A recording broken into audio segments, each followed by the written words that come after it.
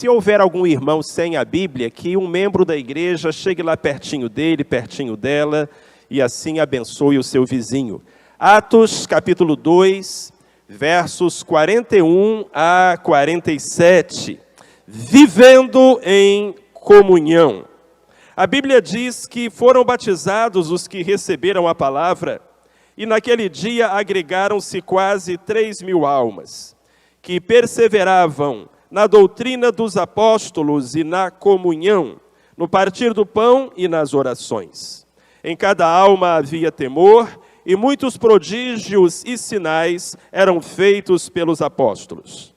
Todos os que criam estavam unidos e tinham tudo em comum, e vendiam suas propriedades e bens, e os repartiam por todos, segundo a necessidade de cada um.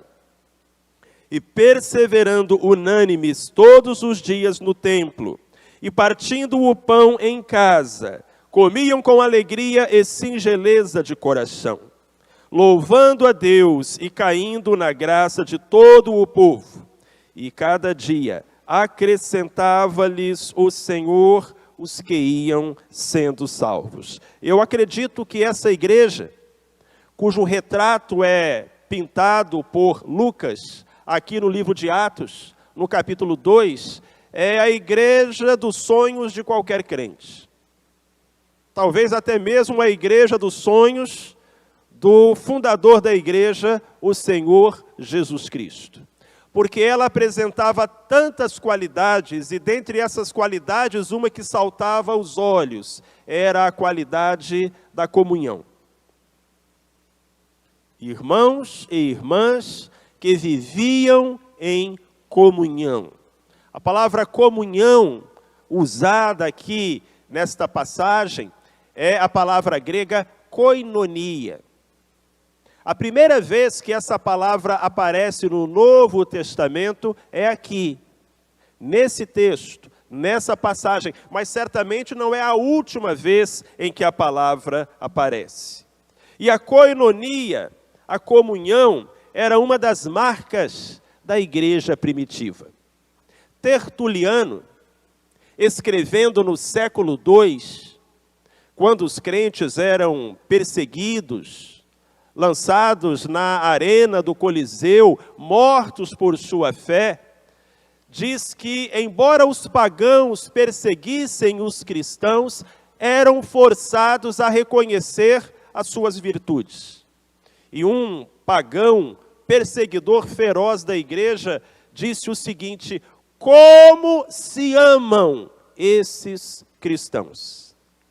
O amor, a fraternidade que predominava entre o povo de Deus era reconhecido e admirado, até mesmo entre os seus perseguidores.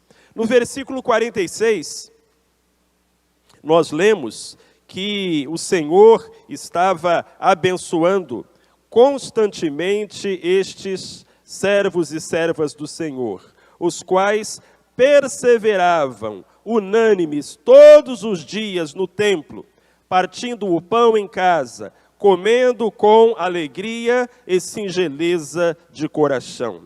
E no verso 41, nós encontramos uma palavra que fala ao meu coração. Naquele dia agregaram-se quase 3.000 almas. Igreja é isso, é agregamento, é conjunto, é união, é comunhão.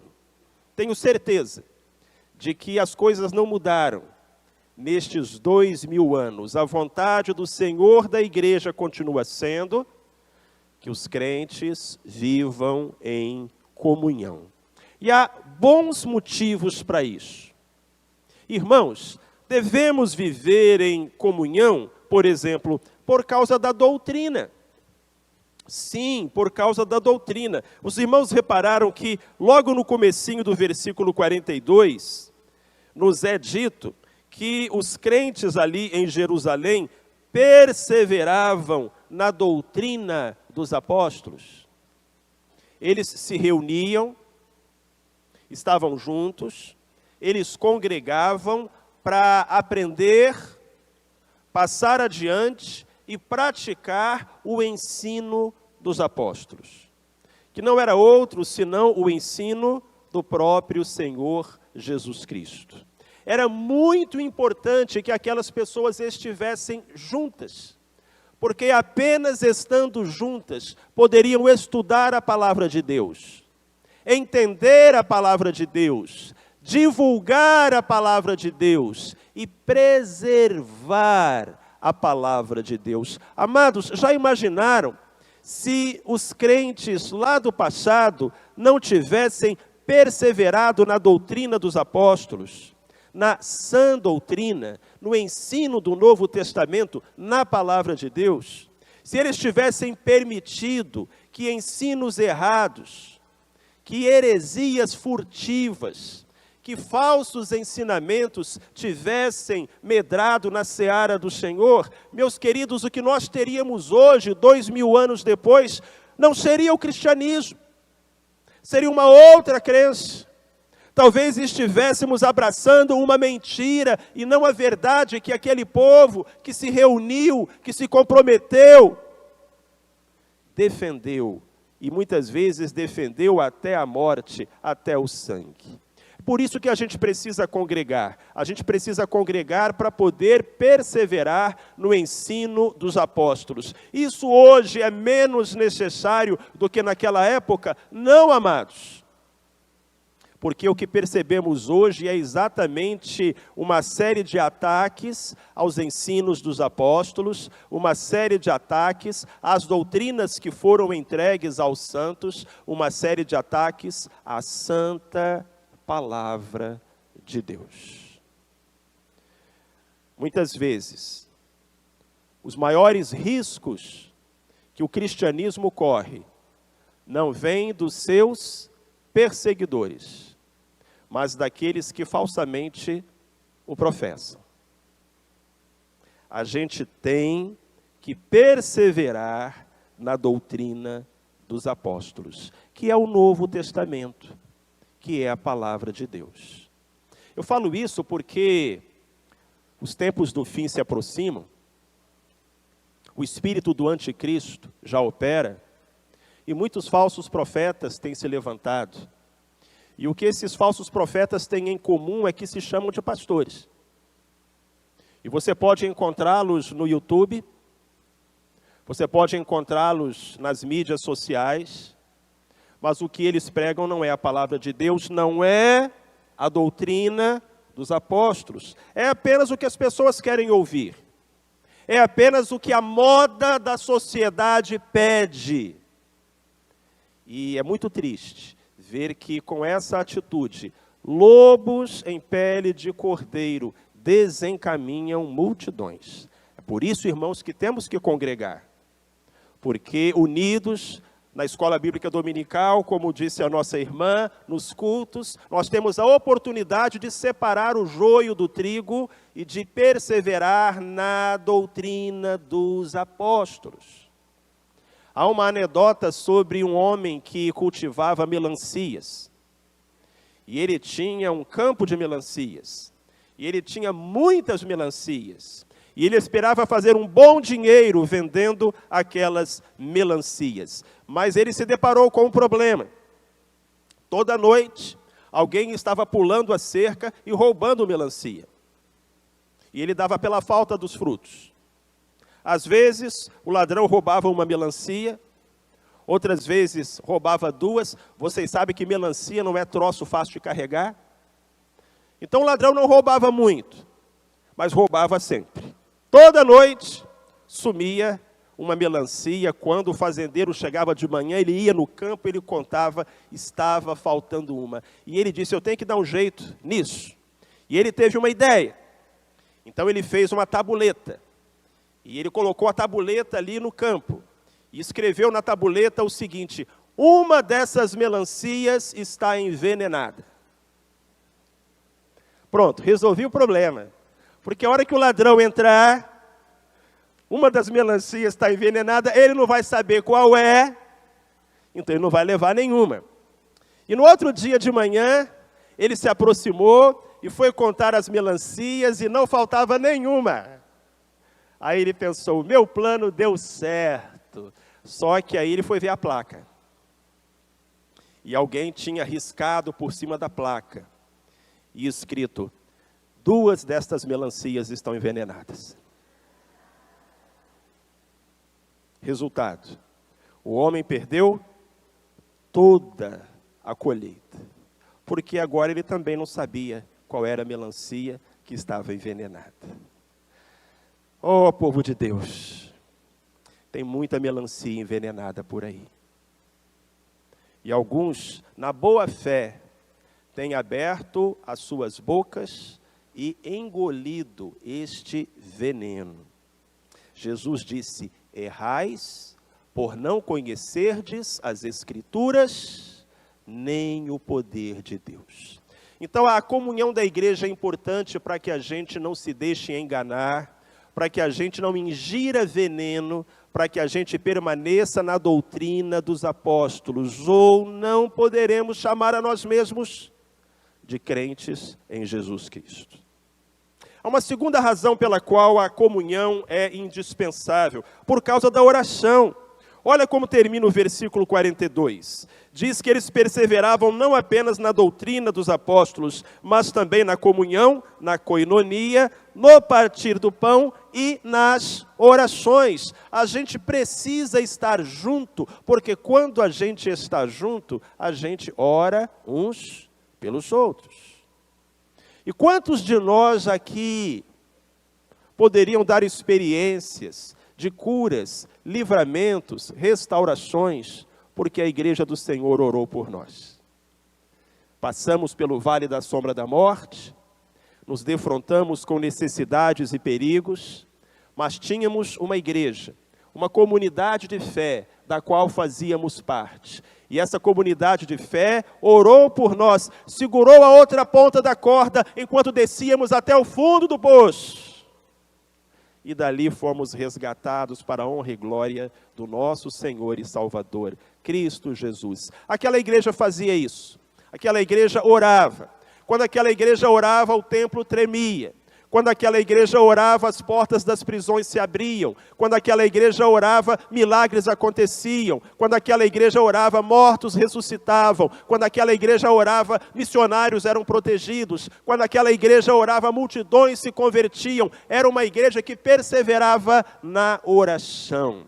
Há um hino muito bonito do nosso cantor, o hino 359, que diz: benditos laços são os do fraterno amor, que nesta santa comunhão nos unem ao Senhor. E na segunda estrofe, que na minha opinião é a mais bonita, o autor diz: ao mesmo trono vão as nossas petições, é mútuo o gozo ou a aflição dos nossos corações. Se um se alegra, todos se alegram. Se um é abatido, todos ficam tristes. E ao mesmo trono vão as nossas petições. Muitas vozes se erguem, muitas orações são feitas, muitos pedidos formulados, mas chegam ao mesmo destino, ao mesmo trono, ao trono da graça, à presença do Senhor Jesus. Meu querido, minha querida, deixe falar por mim. Eu não posso viver sem a cobertura de oração dos meus irmãos de fé. Tenho absoluta consciência disso. Absoluta consciência. Não ousaria viver sem fazer parte de uma igreja, porque eu não posso passar sem a cobertura de oração dos meus irmãos e das minhas irmãs. Mas quando um crente ouve a cantilena do Satanás e acredita que pode ser crente isolado, olha, o meu relacionamento com Deus é entre mim e Deus, e não precisa incluir mais ninguém, eu posso ser crente em casa, eu não preciso de igreja para servir ao Senhor. Esse moço, essa moça, fica desprovido de uma cobertura de oração. E alguém já disse que ovelha que se afasta do pastor vira chiclete do diabo. Olha, nós estamos numa batalha. E qualquer soldado sozinho é alvo fácil para o inimigo. Então a Bíblia diz, não deixemos de nos congregar, porque congregando, oramos uns pelos outros, e orando uns pelos outros, somos curados. Posso ouvir um amém? Você já teve essa experiência? Diga amém. Orando uns pelos outros, somos protegidos. Amém? Você já teve essa experiência? Diga amém. Orando uns pelos outros, somos retirados de situações difíceis. Amém? Se você já viveu essa experiência, diga amém. Eu já as vivi e creio que você também. E por isso a comunhão é tão preciosa, porque ao mesmo trono vão as nossas orações. A gente tem que viver em comunhão também por causa do cuidado. Versículo 44 e 45. O que é isso? Cuidado. Às vezes, a gente é a resposta da nossa própria oração. E é isso que a Bíblia vai falar agora, que não apenas aqueles crentes pediam, Deus, abençoa o meu irmão. Aqueles crentes iam lá e abençoavam o irmão, provendo o que lhe era necessário. Versos 44 e 45. Todos os que criam estavam unidos e tinham tudo em comum. Essa palavra comum é a palavra grega koinos. E é daí que vem koinonia. E é da palavra comum que vem a palavra comunhão, comunidade, comunitário. Significa ter tudo em comum, tudo repartir, em tudo abençoar. Versículo 45. Porque vendiam as suas propriedades e bens e os repartiam por todos, segundo a necessidade de cada um. Aqueles crentes cuidavam uns dos outros, praticavam a beneficência, a ação social e, como nos diz a palavra do Senhor, façamos o bem a todos, mas principalmente aos domésticos da fé, e eles colocavam isso em prática. Davi, extremamente sábio, dizia em um dos seus salmos, fui moço e agora sou velho, mas nunca vi desamparado o justo, nem a sua descendência a mendigar o pão. Tirando esse pedaço do fui moço e agora sou velho, o resto eu concordo com Davi. Porque, amados, o justo não fica desamparado. Primeiro, porque Deus cuida dele. Segundo, porque ele tem uma família de fé que o assiste nas suas aflições. Então, a igreja existe e deve viver em comunhão, não apenas por causa da palavra de Deus, não apenas por causa das orações, mas também por causa do interesse, do auxílio, do socorro. É aquele irmão que entrega um dinheiro ao irmão na hora da necessidade. É aquele irmão que vai ser acompanhante do outro irmão quando ele está enfermo e hospitalizado. É aquele irmão que diz, olha, deixa suas crianças aqui comigo enquanto você vai resolver esse problema. Ah, pessoal, é bom demais fazer parte de uma igreja. E quando a gente auxilia um irmão de fé, a gente faz isso com boa vontade. Não é um fardo, é uma honra, é um privilégio, é uma alegria. Há uma história bonita sobre um padre que dirigia um orfanato na cidade de Chicago, nos Estados Unidos. E uma noite fazia muito frio, nevava e ventava, quando alguém bateu à porta do orfanato, e o padre foi abrir. E ele se deparou com um menino, carregando outro menino nas costas, um maiorzinho, com outro menorzinho nas costas, moradores de rua. E aquele garoto pediu ao padre, está muito frio, e a gente queria acolhida, a gente queria alimento.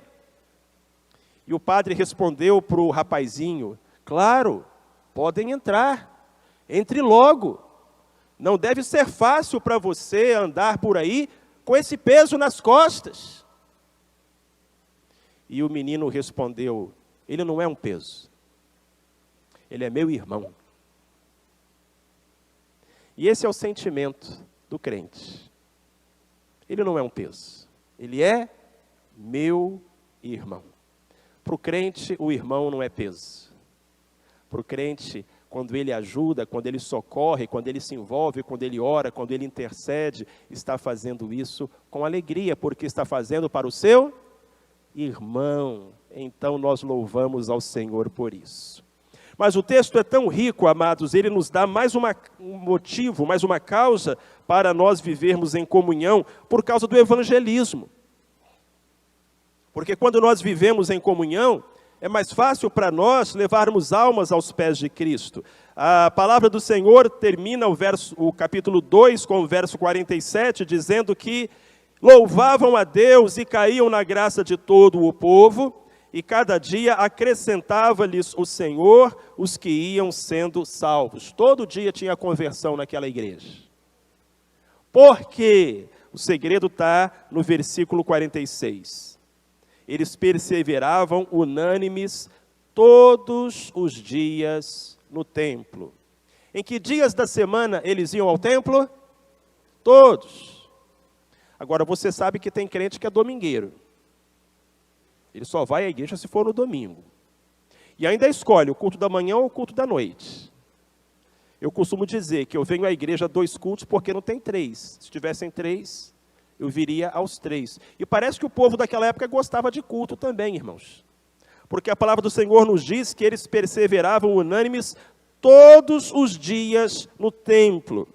Que era o templo dos judeus, que era o templo de Jerusalém. Mas agora vem um detalhe precioso. Partiam o pão em casa, comendo com alegria e singeleza de coração. Aqueles crentes não tinham como se reunir todos no mesmo lugar. Até Pentecostes eles faziam isso, porque eram 120. Mas de Pentecostes para frente o cenáculo ficou pequeno. Então aqueles irmãos não tinham como se reunir todos no mesmo lugar. Eles iam ao templo, mas o templo não era exclusivo dos cristãos. O templo era lugar de culto dos judeus. Então aqueles irmãos pensavam, como nós vamos resolver esse problema abençoado? Não temos lugar para congregar. E então eles começaram a congregar nas casas. E aí o Senhor a cada dia acrescentava os que iam sendo salvos. A nossa igreja começou agora o trabalho dos pequenos grupos. Peço aos irmãos que estejam orando por isso. Já tem um pequeno grupo funcionando lá na minha casa, e daqui a algumas semanas a intenção é que esse pequeno grupo multiplique, vire 4, e esses 4 virem 16, e assim por diante. E eu queria que você orasse, conversasse com Deus sobre a possibilidade de um dia você fazer parte de um pequeno grupo. Receber em casa, ou estar com o irmão, porque, amados, além da gente poder fazer tudo isso que foi dito aqui, estudar a doutrina e orar e ajudar melhor em um grupo pequeno, tem outra coisa que a gente faz melhor em um grupo pequeno, que é ganhar almas para Cristo. Quando você tem um amigo e você o convida para vir à igreja, nem sempre ele aceita, mas se você o convida para ir na sua casa, fica mais fácil. E então, dessa maneira, aquela igreja ia abraçando novos convertidos diariamente. Em Mateus 28, 19, está registrada uma ordem que você recebeu de Jesus Cristo. O Salvador deu a você um mandamento. Ele disse, vá e faça discípulos. Você tem cumprido essa ordem? Então, quando a gente está em comunhão, fica mais fácil. Pergunte a um crente desigrejado, quantas almas ele ganhou para Jesus no último ano? Nenhuma. Mas quando nós estamos na companhia dos salvos, com mais facilidade cumprimos o mandamento, o ide de Jesus. Juntos temos mais chances de ganhar almas. Agora, deu para você perceber por que o diabo não quer que você tenha comunhão? Se eu estivesse no lugar dele, Deus me livre e guarde, eu também não ia querer. Eu não ia querer que você fosse aluno da escola dominical, participasse dos cultos, estivesse em um pequeno grupo, porque o meu trabalho ia ficar muito mais difícil. É por isso que o diabo não quer que vivamos em comunhão. Mas também é por isso que Deus quer que vivamos em comunhão. Então, que o Senhor assim nos ajude. Sozinhos vamos mais rápido, juntos vamos mais longe. Então, irmãos, vivamos em comunhão, superemos as barreiras, porque não há dúvida quanto à vontade de Deus. A vontade de Deus é que vivamos em comunhão. Para isso, às vezes, temos que passar por cima das nossas diferenças. Aquela igreja, a igreja da qual a Bíblia fala, não era uma igreja perfeita. E essa igreja também não é. Se essa igreja fosse perfeita, eu era o primeiro a ir embora, porque eu ia estragar tudo. Somos imperfeitos, somos falhos, somos pecadores.